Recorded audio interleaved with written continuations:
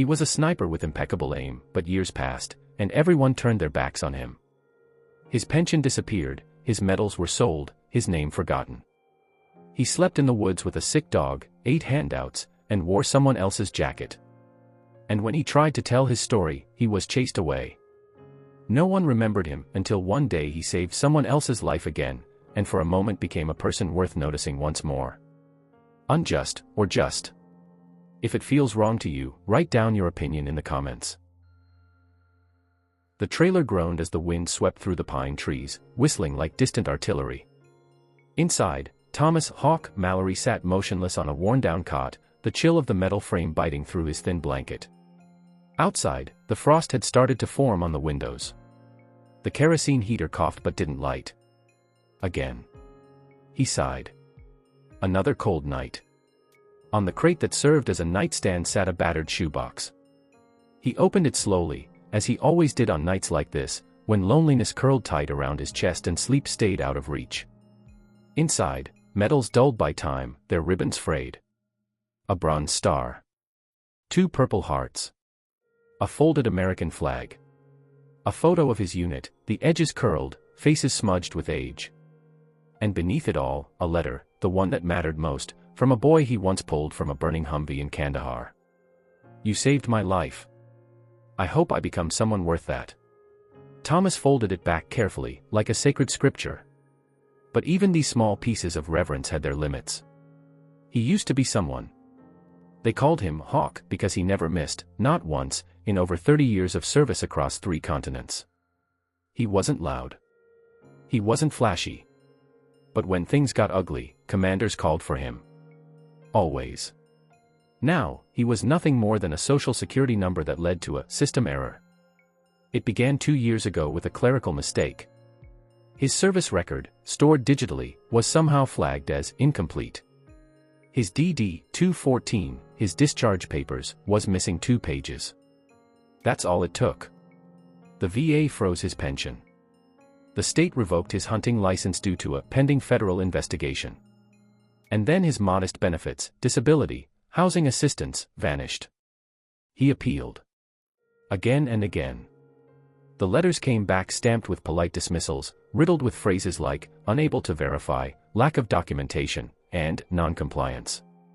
When he visited the office in person, the young man behind the glass didn't look up from his phone. You'll need to make an appointment online, sir. But I don't have. Online. That's the process. Honor, he realized, had no place in spreadsheets. His savings drained fast. The government check that never arrived was replaced by odd jobs, watching someone's dogs, fixing fence posts, stacking wood. His rifle, a custom M40A5 he'd kept clean since Fallujah, had to be surrendered. No license, no weapon. He remembered the last time he cleaned it. The light from the single bulb overhead reflected off the barrel like moonlight on water. That rifle had once kept soldiers alive. Now it sat in a police evidence locker with a tag, possession violation. Even his dog, Marley, an old shepherd mix who'd been his only friend these last few years, was thinning. He couldn't afford vet visits or good food anymore. Sometimes they both went to bed hungry. This morning, the final blow arrived. A letter, and signed, from the Department of Defense. Final appeal denied. Records remain incomplete. Claim closed. No further action will be taken. No explanation. No contact. No name. Just ink on paper that erased decades of blood, sweat, and integrity. He read it twice. Then a third time. Then he folded it and tucked it into the shoebox with everything else, the only box of proof that he existed at all. The sun dipped behind the hills, casting long shadows across the forest clearing. Thomas stepped outside, boots crunching on the brittle grass. He looked toward the distant ridge, where he used to hunt elk with local veterans during the season. He wasn't allowed there anymore. Not with a record flagged, under review. He lit a cigarette with a shaky hand and stared into the trees. Somewhere beyond those woods was the world he fought for. Now, it didn't want him. He exhaled slowly, watching the smoke drift upward like a flare that no one would answer. The diner's window reflected his face like a ghost, sunken eyes, wind-burned cheeks, grizzled stubble. Thomas stood outside, watching people eat eggs and bacon through steamed glass. His breath fogged the pain, but no one noticed. No one ever did. He pulled his jacket tighter, though it barely helped. The zipper was broken, and the lining had long since unraveled. Marley sat beside him, ribs showing through patchy fur. The dog whined quietly. Thomas reached into his coat and pulled out a small velvet box. He hesitated, then opened it. Inside lay his silver star. The diner clerk wouldn't take it. "This isn't a pawn shop," she said, barely glancing. "Try Main Street." Main Street Pawn Shop gave him $30 for it. "It's fake," the men behind the glass mumbled, knowing full well it wasn't. That 30 bought a few cans of dog food and one hot meal. He gave Marley most of it. The dog licked the tin clean while Thomas chewed slowly through a day-old sandwich, washing it down with warm tap water from a public fountain. That night, he tried to sleep behind the post office, wedged between dumpsters and damp cardboard. Rain came down hard, a cruel, icy downpour. The city didn't get much snow, but when it did, it came all at once like a warning shot. Thomas curled around Marley and held the dog close. Memories came in waves. The jungles. The sand. The sniper perch where he lay still for 36 hours to protect a convoy that never knew he was there. The burning truck in Basra. The child he couldn't save in Marja. The face of the men he did save, the one who later took credit for the mission. The one now cast in bronze back home. In the morning, aching and soaked, he made his way to the community health clinic. "I need something for my hip," he said to the nurse behind the desk. "It locks up in the cold." "Do you have insurance?" she asked. "No." "VA coverage?" "Denied." "I'm appealing." She handed him a clipboard. "I can't write too well anymore." "Then I can't help you." He left without a word. He didn't even feel the pain anymore. Just the numbness. Later that week, the city held an open council meeting at the Civic Center, a chance, they said, to hear the voices of the underserved. Thomas showed up early, clutching a folded letter and a hand-scrawled timeline of his service. He waited his turn, standing awkwardly at the podium when called. "My name's Thomas Mallory. I served in." "Sir, please limit comments to 2 minutes. I've been denied housing, denied care. My records were." "Thank you, sir. Time's up." He stood there a second longer, unsure. The mic went dead. He left to silence. That night, his stomach cramping with hunger, he passed the city's war memorial, a circular stone plaza etched with names and a statue of a saluting general. Mallory knew that general. Knew what he really did, or didn't do. He'd saved that man's life. Watched him leave men behind. Watched him lie about it on TV years later. Still, he came to the memorial sometimes. It was the closest thing to home. Marley always lay at his feet while Thomas just sat, staring up at the bronze face that never looked back. But this time was different. A security guard spotted him near the statue. "Hey! You can't sleep here." "I wasn't." "You stink. Get out of here." "I bled for this place," Thomas said, voice low.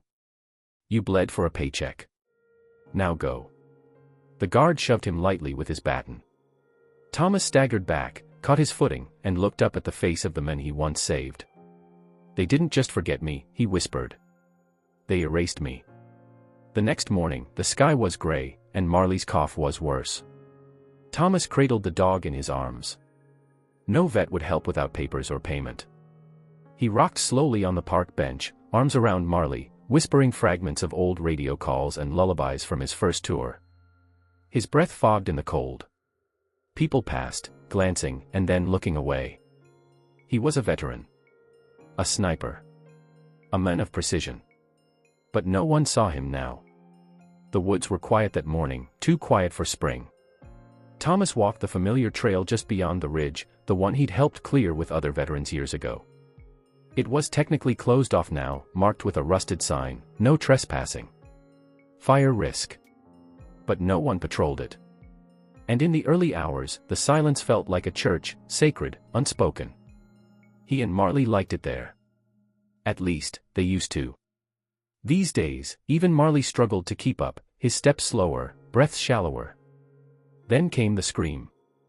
It wasn't loud, but it cut through the trees like a flare, high-pitched, frantic. Thomas froze.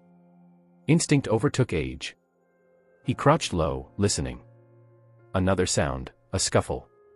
Male voices. Angry. A shout. He moved. Even without his rifle, his training surged back. He crept between the trees, silent as wind. In a clearing up ahead, he spotted them, 2 men, mid-20s, drunk, shouting, and a younger kid, maybe 17, blood on his lip, backpack ripped open. His accent was foreign, maybe Dutch or Swedish. A lost tourist who'd taken the wrong turn. One of the men shoved the teen down and raised a rock over his head. Thomas didn't think. He acted. He picked up a stick, long, solid, dry. Hurled it. It cracked against the man's shoulder, dropping him. The other spun around, startled, only to find an old man barreling down the slope. Thomas tackled him, elbows sharp, precise. The men yelped and ran. The one he hit first was groaning in the leaves. Marley barked loud enough to echo through the forest. The kid stared at Thomas, wide-eyed. "You okay?" Thomas asked. The teen nodded. "Go. Now." The boy hesitated, then took off, limping but alive. Thomas stood there, chest heaving, fists clenched. A thin trickle of blood ran from a scratch on his forehead. Marley whined beside him. It had been years since he'd moved like that. Years since his actions had meaning. Back at his trailer that night, he couldn't sleep. Not from pain, from clarity. He had done something right. He'd acted while others wouldn't. No orders. No medals. Just instinct and duty. And that's when he saw it. The article online, local paper, headline bold.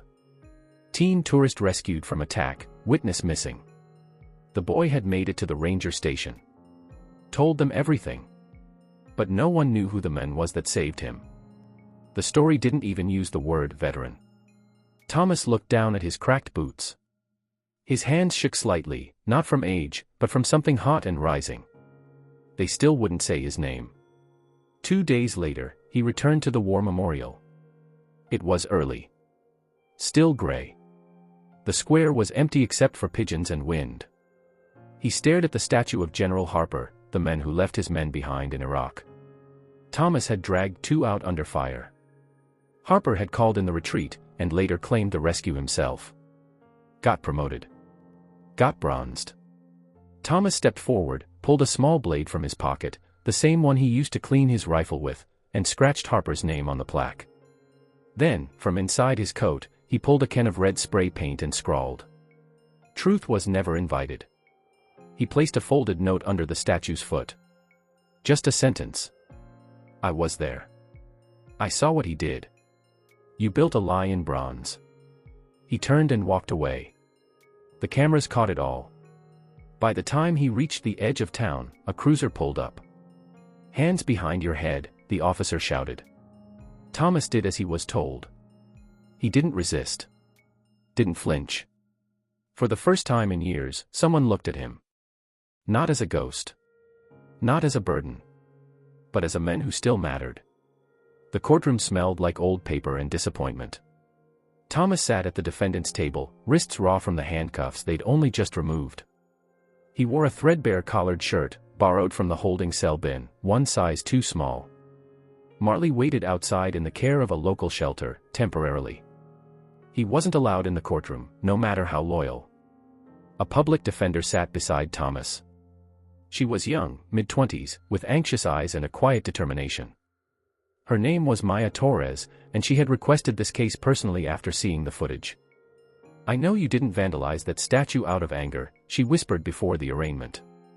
I think you did it because no one listened. Thomas didn't answer at first. He just stared forward, jaw clenched. But when he turned to her, his voice cracked. I did it because I was tired of being erased. She nodded. That afternoon, the judge granted release under supervision, thanks to Maya's argument and community outcry. The courtroom had been half full, journalists, veterans, even a few students. Word had spread. The video of his arrest, the spray-painted truth, the folded note, had gone viral. Outside the courthouse, microphones shoved toward him. He didn't speak. He just raised a shaky hand to block the sun, or the noise. He wasn't sure. Maya didn't stop there. She began digging. Every night after court, after interviews, after sending Thomas home to a temporary veterans shelter, she sifted through archives, military records, court-martial proceedings, redacted field reports. She filed FOIA requests. She pulled threads that had gone untouched for decades. And she wasn't alone. A local journalist, Owen Callahan, a freelancer struggling for relevance, had caught the scent. His editor didn't care much for old war stories, but the public did. Owen published a headline 3 days after Thomas's release. "The Men Behind the Paint, Who is Thomas Mallory?" It exploded. His story was unlike any others. 1991, Desert Storm. 2003, Fallujah. 2010, Kandahar. Decorated. Consistent. Quiet. Deadly accurate. But something had gone missing after 2011. His name vanished from official citations. No commendations. No ceremony. Just a silent disappearance from honor. Then came the bombshell, a sealed field report, leaked anonymously, that detailed the very mission General Harper had been honored for. In it, buried in the last page, was a handwritten note from a wounded platoon leader. Sniper Hawk Mallory neutralized threats, rescued 2, covered retreat. General Harper ordered withdrawal prematurely, 3 lives lost as a result. The note had never been included in the final summary submitted to Congress. But it was real. Owen published it. The article spread like wildfire. Veterans who had served under Harper began speaking up. One, now living in Nebraska, recalled Mallory carrying him out of an ambush zone after the general had fled. Another described watching Thomas drag a body under sniper fire while Harper fled in a Humvee. Maya brought it all to the DA's office, demanding Thomas's charges be dropped. The city hesitated. They always did. But public opinion didn't. Protest signs began appearing at the memorial. Honor truth. Heroes don't always wear statues. Let Hawk speak. A social media campaign erupted, #JusticeFormulary. Donations poured in. A local cafe offered him free meals. A former Marine offered him his spare trailer. And Thomas? He sat in a quiet room, watching it unfold on a borrowed phone. "I never wanted this," he said to Maya. "But you deserve it," she replied. "The truth deserves it." He looked down at his calloused hands. "I stayed silent for years. I thought I was protecting the army, protecting what was left of it. But maybe all I did was protect a lie." Maya didn't argue. Instead, she placed a file on the table. Inside were new, unredacted documents, his service reinstated, pension appeals reopened, weapon license under reconsideration. "I think it's time the country knew your name again," she said. He touched the folder with trembling fingers. "I don't want to be a symbol," he whispered. "I just want to be remembered for what I did. Not what they said I did." She smiled. "Then let's start there." The hearing was scheduled for a Tuesday, but by Monday night, the steps of City Hall were already crowded. Veterans in worn uniforms stood shoulder to shoulder with high school students and local reporters. Protest signs waved in the breeze. "Truth never ages. Tell Hawk's story. No more bronze lies."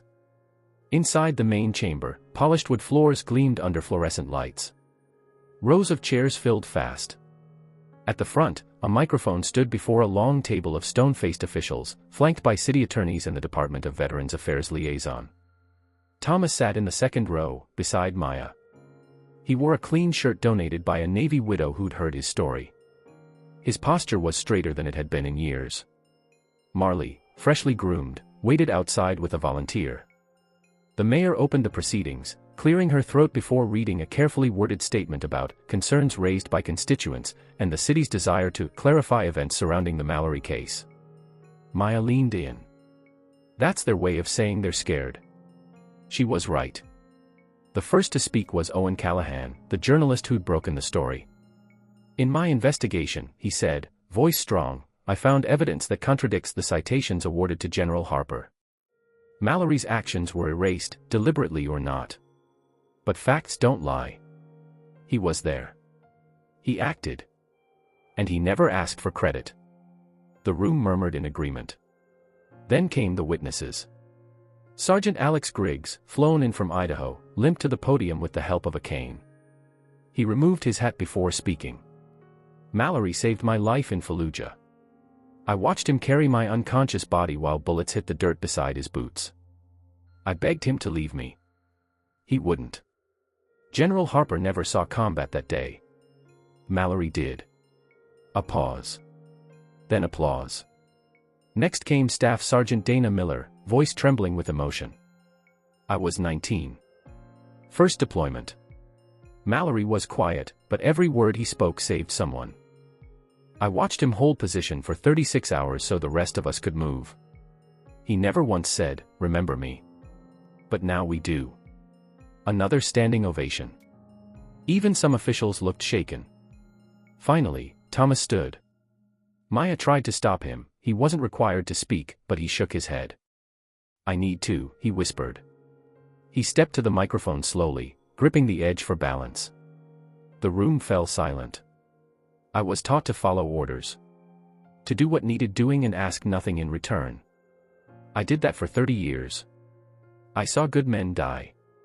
I saw scared men promoted. I kept my mouth shut because I believed silence served something bigger." He looked out at the crowd. "But silence nearly killed me. It let a lie live in bronze while the truth slept in the cold. I didn't want revenge. I still don't. I just want a name on the record. Not for glory. For justice." A long pause. "I didn't scratch that plaque because I hate this country. I scratched it because I loved it, enough to be hurt by it." There were no cheers. No chants. Just stillness. Heavy and reverent. The city attorney whispered to the mayor. The VA liaison took notes. A councilman wiped a tear. Before the session ended, the mayor cleared her throat again. In light of the testimony and evidence presented, she said slowly, "We will be submitting an official petition to the Department of Defense to reinstate Mr. Mallory's full military record, benefits, and commendations. Locally, we will also amend the war memorial to reflect the full truth of the 2011 engagement." The crowd erupted. Maya gripped Thomas's hand. "You did it." Thomas blinked back, something in his eye. "No. We did." By nightfall, his pension had been reinstated, retroactively. The hunting ban was lifted.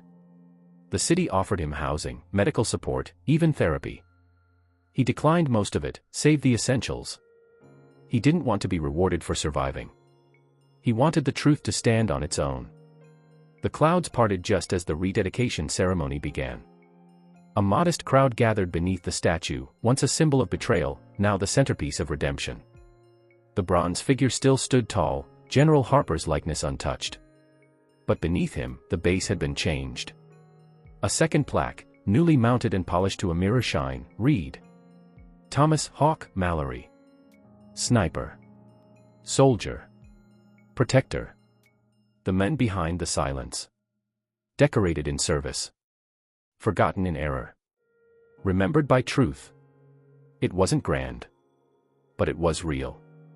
Thomas stood off to the side, arms folded, jacket zipped up against the morning wind.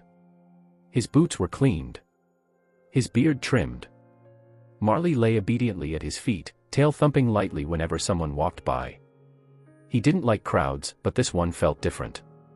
This one knew. Maya joined him, holding a copy of the program. Ready. Never was, he said, almost smiling.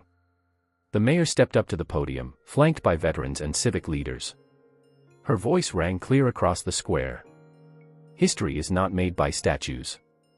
It's made by people. And today, we honor one who carried the weight of history without ever asking to be seen. She nodded to Thomas. Then, something unexpected, a teenager stepped forward, the same young tourist Thomas had saved in the forest. He looked taller now, more confident. He unfolded a slip of paper and began to read. I came here from across the world. I didn't know the trails, the danger, or the names on the plaques. But one man stepped in. No uniform. No medal. Just courage. Some heroes wear scars, not suits. Some carry silence like a shield. He didn't ask to be a hero. But heroes never do. When the teen stepped back, a hush settled. Thomas walked slowly toward the front, every step deliberate. When he reached the new plaque, he removed a worn dog tag from around his neck, the one he'd kept through war, hunger, and silence, and knelt down. He slid it into a narrow crevice behind the plaque, hidden from view but not from memory. He stood again, back straight. From the crowd, an older man in a wheelchair saluted. Then another.